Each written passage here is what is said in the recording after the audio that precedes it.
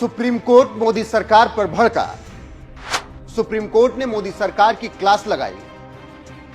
Free ration, free पैसा देने के लिए समय है, हमें पेंशन और वेतन के लिए पैसा नहीं है।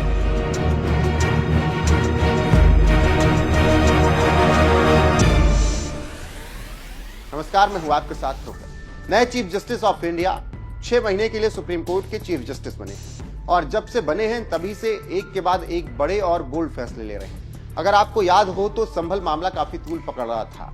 इसको लेकर चीफ जस्टिस की बेंच ने बड़ा फैसला लिया और मामला शांत हुआ। उसके बाद रोस्टर को लेकर काफी विवाद रहा।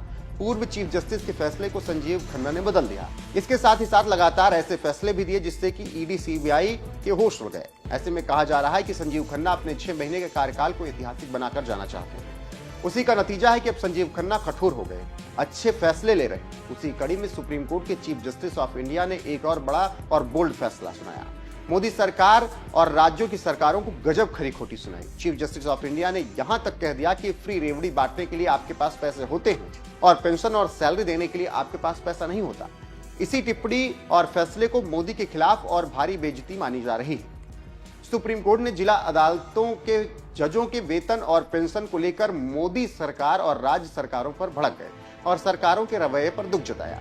कोर्ट ने कहा कि तमाम राज्य सरकारों की तरफ से मुफ्त में राशन और पैसे बांटे जा रहे हैं। जो कोई काम नहीं करते उनके लिए आपके पास पैसे हैं। जब जजों के वेतन और पेंशन का सवाल आता है तो आर्थिक दिक्कतों का हवाला देने लगते हैं। जानकारी देते चले कि ऑल इंडिया जजेस एसोसिएशन नाम की संस्था ने सुप्रीम कोर्ट में एक अर्जी लगाई और इसी पर सुनवाई सुप्रीम कोर्ट की जस्टिस BR गवई की अध्यक्षता वाली बेंच ने किया।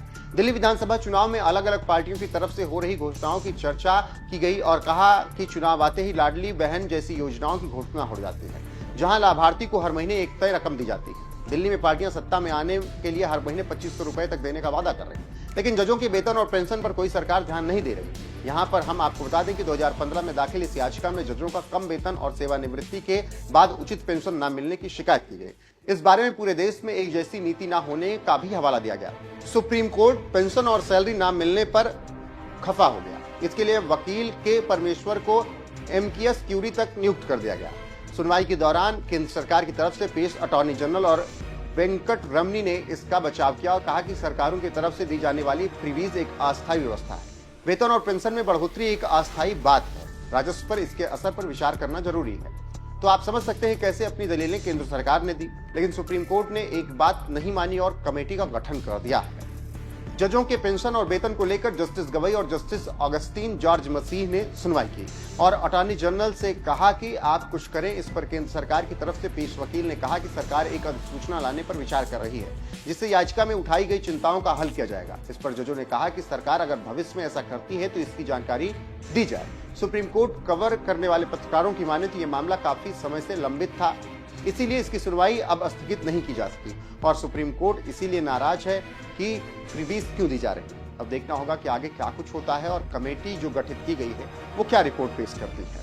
फिलहाल सरकार कब अधिसूचना जारी करती है और अधिसूचना में क्या कुछ होता है, इस फैसले का मोदी सरकार पर क्या असर पड़ता है, इन सब पर भी सबकी नजरें बनी रहेंगी। बहरहाल इस खबर पर आपकी राय क्या है,